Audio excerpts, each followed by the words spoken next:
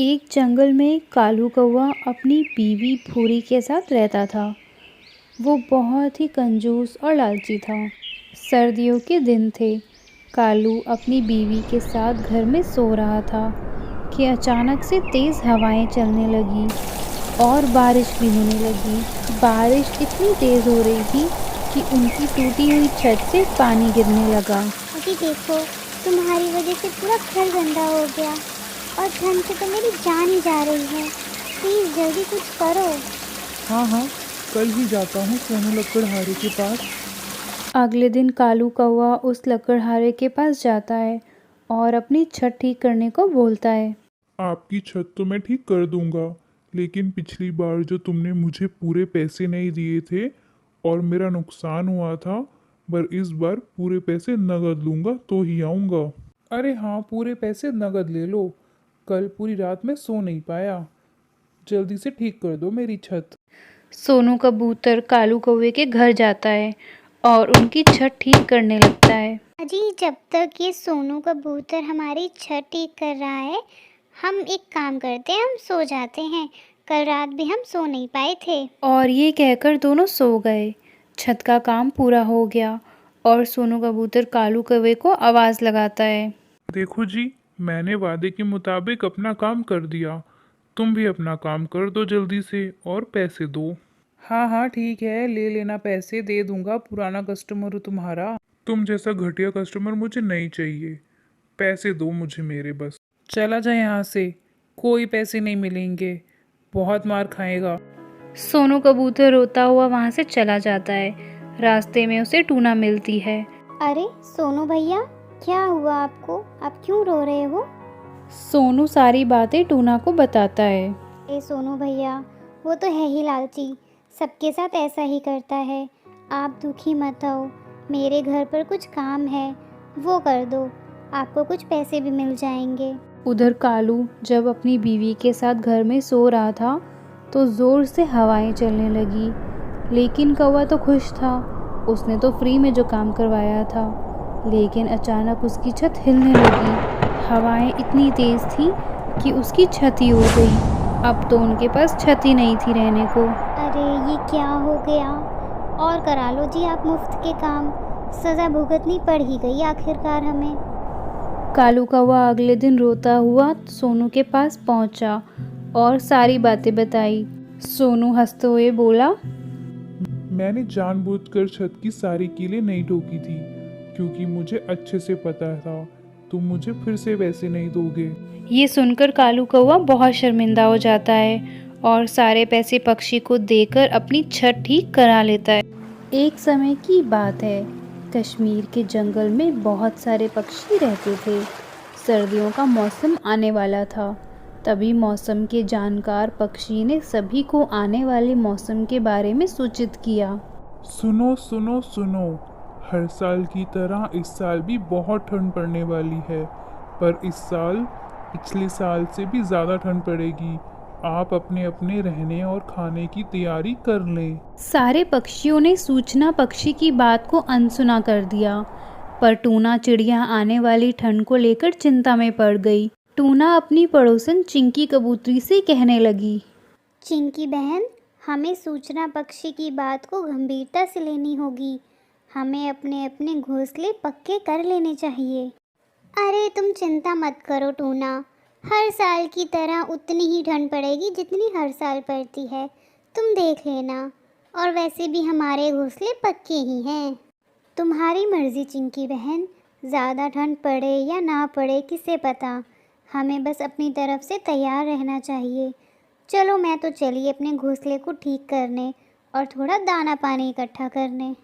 Tuna अपने घोंसले की मरम्मत करने लगती है और थोड़े ही दिनों में उसका घोंसला तैयार हो जाता है। चलो, घोंसला तो तैयार हो गया, अब ज़्यादा ठंड भी पड़ जाए तो मुझे ज़्यादा परेशानी नहीं होगी। ऐसा कहकर टूना दाना इकट्ठा करने जंगल की ओर चली जाती है। रास्ते में उसे बंटी कौवा दिखता है।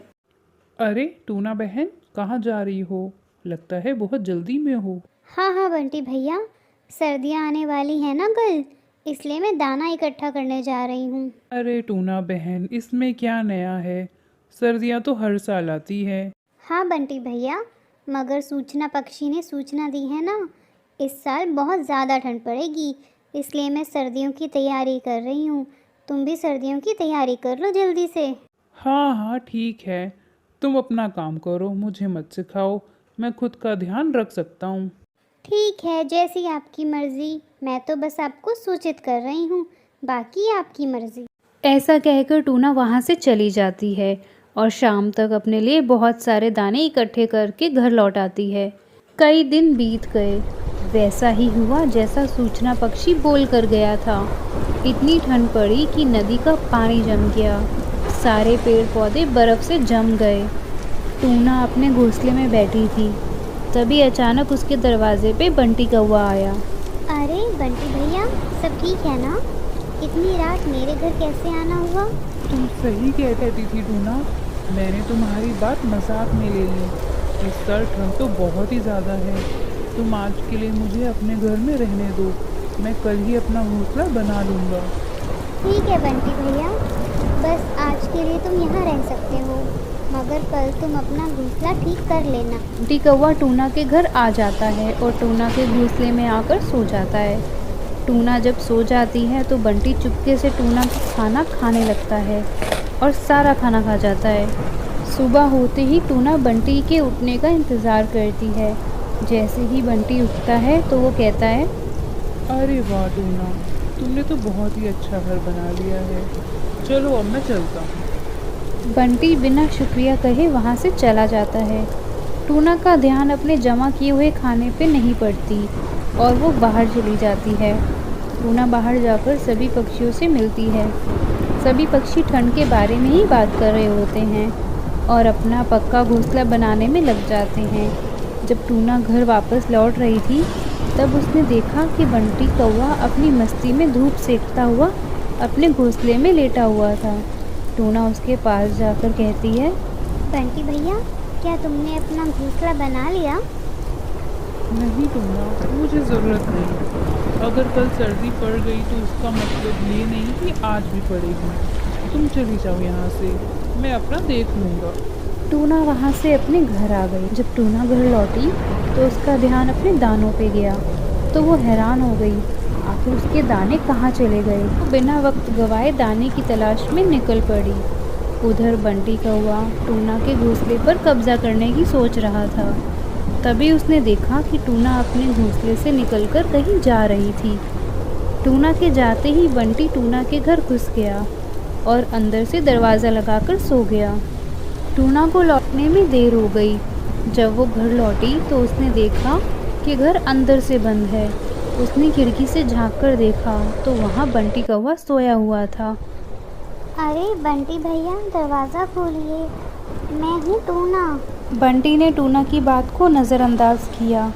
टूना ने फिर आवाज़ लगाई, बंटी भैया, जल्दी दरवाज़ा खोलिए, बाहर बहुत ठंड है, इस कड़कड़ाती ठंड में मैं जम जाऊंगी, मुझे अंदर आने दो, हम दोनों मिलकर एक साथ रहेंगे। कौन टूना? मैं किसी टूना को नहीं जानता, मेरे घर से चली जाओ, मैं अनजान पक्षियों को मेरे घर में नहीं आने दूंगा।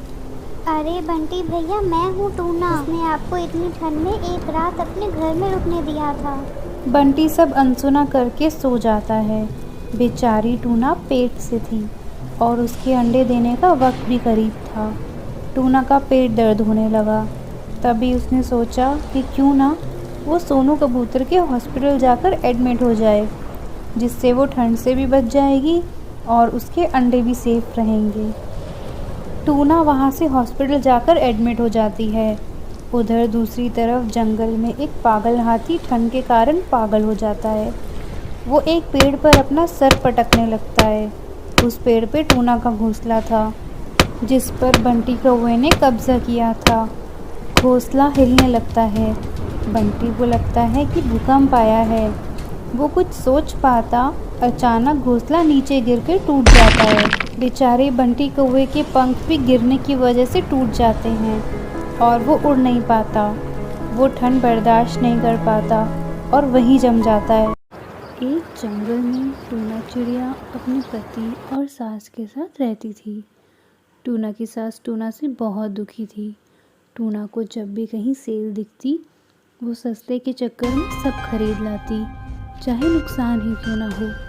एक बार टूना बीमार होती है, डॉक्टर को दिखाने जाती है, लेकिन वहाँ से भी शॉपिंग करके आ जाती है। टूना की सास ये देखकर बहुत गुस्सा हो जाती है। एक दिन की बात है, उसके घर के बाहर बंटी कौवा आता है सर्फ बेचने। वो टूना को 1 किलो के साथ 4 किलो फ्री का ऑफर देता है और वो खुशी खुशी ले लेती है। ये देखकर टूना की सास टूना से कहती है, अरे ओ टूना, तुम सुधरती काहे नहीं हो? कितना खर्चा करती हो बिना बात के। चलो अब बाहर जाना है, जल्दी से कपड़े पहन लो। टूना जो नए कपड़े लाई थी वो निकालने लगी, तो उसने देखा वो फटे हुए निकले। तो उसने सोचा जल्दी से कपड़े धो लेती हूँ। उसने नया वाला सर्फ का पैकेट निकाला और कपड़े धोने लगी, लेकिन उस सर्फ से उसके कपड़ों का रंग खराब हो गया। जब थोड़ी देर बाद टूना की सास आई तो उन्होंने देखा कि टूना रो रही है। फिर उसकी सास ने उसे बड़े प्यार से समझाया। अरे बिटिया, बिना ज़रूरत के सामान मुफ्त में भी मिले तो नहीं लालच करनी चाहिए। हाँ माँ जी, आप सही कहती हो। मैं ही लालच में नुकसान कर बैठी और घर के पैसे बर्बाद कर दिए। मुझे माफ़ कर दो। आज के बाद ऐसा कभी नहीं करूँगी। मैं कभी भी लालच नहीं करूँगी। और उस दिन के बाद टूना को सबक मिल गया कि लालच बुरी बला है। एक नदी में बहुत सारी मछली रहती थी। उसमें 3 दोस्त भी थे, जिसमें एक का नाम था टूना मछली, दूसरा था बंटी ऑक्टोपस और तीसरा था सोनू केकड़ा। ये भले ही एक दूसरे के बहुत अच्छे दोस्त थे, लेकिन स्वभाव में एक दूसरे से बिल्कुल अलग। टूना मछली समस्या आने से पहले उसका हल ढूंढ लेती, वहीं केकड़ा समस्या आने के बाद उसका हल ढूंढता, और बंटी ऑक्टोपस का तो क्या ही कहना, वो सिर्फ अपनी किस्मत पर ही निर्भर रहता। एक दिन शाम का समय था और एक मछुआरा नदी के पास से गुजर रहा था, और गुजरते गुजरते उसने बोला, अरे इस नदी पे कभी मेरी नजर क्यों नहीं पड़ी? कल सुबह सुबह आकर मछलियाँ पकड़ लूंगा बहुत सारी, और बाजार में बेच के बहुत सारे पैसे कमा लूंगा। टूना मछली मछुआरे की बात सुन लेती है और भागकर बंटी और सोनू के पास जाती है। अरे दोस्तों, मुझे तुम्हें बहुत इम्पोर्टेंट बात बतानी है। कल सुबह सुबह एक मछुआरा बहुत बड़ा जाल लेकर आएगा और हम सबको पकड़ कर ले जाएगा। चलो जल्दी से हम पुरानी गुफा में जाके छुप जाते हैं। अरे टूना मछली, अभी तो मछुआरे ने बस बोला है, आया थोड़ी है। क्या पता सुबह उसकी आंखें ना खुले। जब वो आएगा तब देख लेंगे क्या करना है और कैसे बचना है। अरे तुम दोनों इतना क्यों सोच रहे हो? होना तो वही है जो किस्मत में लिखा है। मैं तो आराम से बैठूंगा, मुझे अपनी किस्मत पे पूरा यकीन है। तुम दोनों तो बस बातें करते रहो, मैं तो जा रही हूँ दूसरी नदी में। टूना मछली वहां से जब चली जाती है तो सुबह में मछुआरा भी पहुंच जाता है समय से। सोनू केकड़ा सोचने लगता है कि अब क्या करा जाए, और वो भाग के बंटी के पास चला जाता है। अरे बंटी ऑक्टोपस, मछुआरा तो सच में आ गया। टूना मछली की बात तो एकदम सही निकली। अब हम क्या करें? अरे रुको, मेरे पास एक आइडिया है। चलो हम चल के पुरानी गुफा में छुप जाते हैं। उस गुफा में तो मछुआरे का जाल पहुंच ही नहीं सकता।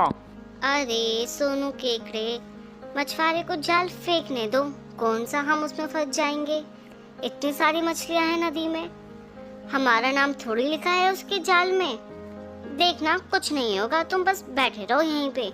बंटी की बात सुनकर सोनू केकड़ा वहां से चला जाता है और पुरानी गुफा में छुप जाता है। मछुआरा अपना जाल फेंकता है और उसमें हमारा बंटी ऑक्टोपस फंस जाता है। काश मैंने टूना मछली और सोनू केकड़े की बात सुन ली होती तो मैं अभी उनके साथ होता, ना कि इस जाल में। टूना मछली और सोनू केकड़े से रहा नहीं जाता और वो तुरंत भागकर आते हैं और बंटी ऑक्टोपस और बाकी मछलियों को बचा लेते हैं। पहले ही चेतावनी दी थी तुमको, बट तुम तो सुनते ही नहीं। क्या होता अगर हम ना आ पाते? क्या होता अगर हमसे जाल नहीं कट पाता? मुझे माफ कर दो, अगली बार मैं तुम दोनों की बात जरूर मानूंगा। इस कहानी से हमें सीखने को मिलता है, जो किस्मत पे यकीन रखते हैं और हाथ पे हाथ रख के बैठ जाते हैं, वो ज़िंदगी में किसी भी काम पे सफल नहीं हो पाते।